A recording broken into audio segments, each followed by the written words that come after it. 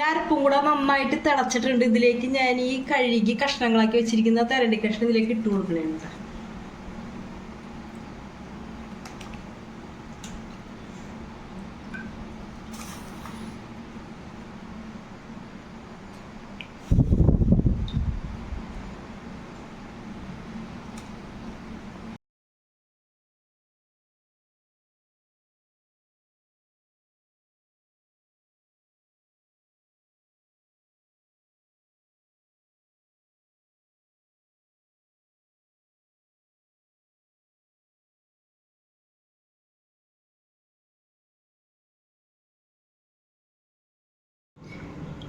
തെരണ്ടി നന്നായിട്ട് വെട്ടി കഴുകി ഞാൻ കഷ്ണങ്ങളാക്കി വെള്ളത്തിലിട്ടേക്കണേ.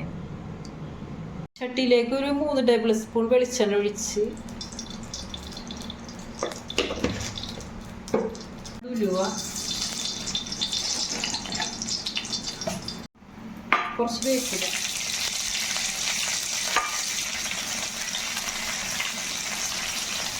ഒരു 2 ടേബിൾ സ്പൂൺ മല്ലിപ്പൊടിയിലേക്ക് ഇടണം. നമ്മുടെ സിമ്പിളായിട്ടുള്ള കറിയാണ് തയ്യാറാക്കാൻ പോണേട്ടാ. പെട്ടെന്ന് തയ്യാറാക്കാൻ പറ്റിയ തെരണ്ടിക്കറിയാണ്. 1 സ്പൂൺ മുളക് പൊടി,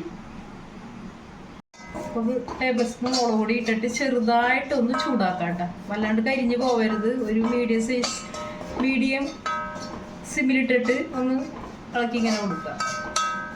1/4 ടേബിൾ സ്പൂൺ മഞ്ഞൾപ്പൊടി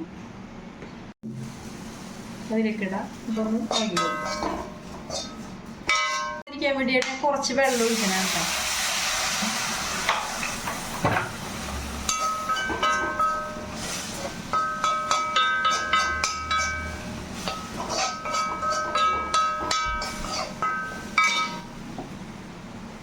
വെള്ളം ഒഴിച്ചു. ഇതിലേക്ക് പുളിവെള്ളം ഇടാനുള്ളതാണ്. ഇത് കരിഞ്ഞു പോകാതിരിക്കാൻ വേണ്ടിയാണ് ഞാനിങ്ങനെ കുറച്ച് വെള്ളം ഒഴിച്ചു കൊടുക്കുന്നത്. 1 ടേബിൾ സ്പൂൺ ഉപ്പിട്ട് കൊടുക്കാം.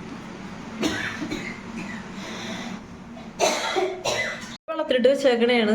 ഇതിപ്പോൾ ഈ പച്ചമുളകിൻ്റെ കുരുവാണ് കിടക്കണത്. ഞാനതിലേക്ക് കുറച്ച് വെള്ളം ഒഴിച്ചിട്ട് ഈ കുടപ്പുളി ഇട്ട് നന്നായിട്ട് ഇങ്ങനെ പിഴിഞ്ഞ വെള്ളം വേണം നമ്മൾക്ക് ഈ ചട്ടിയിലേക്ക് ഒഴിച്ചു കൊടുക്കാൻ.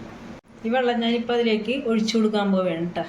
നന്നായിട്ട് ഇങ്ങനെ പുളിവെള്ളം ഇങ്ങനെ ഇരിക്കണം കണ്ട. നന്നായിട്ട് പുളി ഇങ്ങനെ കൈ കൊണ്ട് നന്നായിട്ട് ഞെരടി കൊടുക്കുക. നല്ല ഈ ഇതാക്കി വെച്ചിരിക്കുന്ന ഈ മുളകിലേക്ക് ഒഴിച്ചു കൊടുക്കുക. നന്നായിട്ടൊന്ന് തിളക്കണം കേട്ടോ.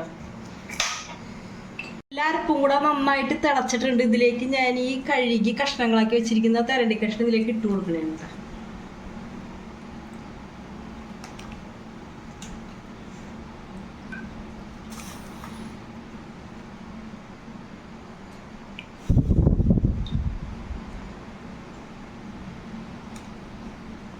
അരമണിക്കൂർ നന്നായിട്ട് കിടന്ന് വേവണം കേട്ടോ.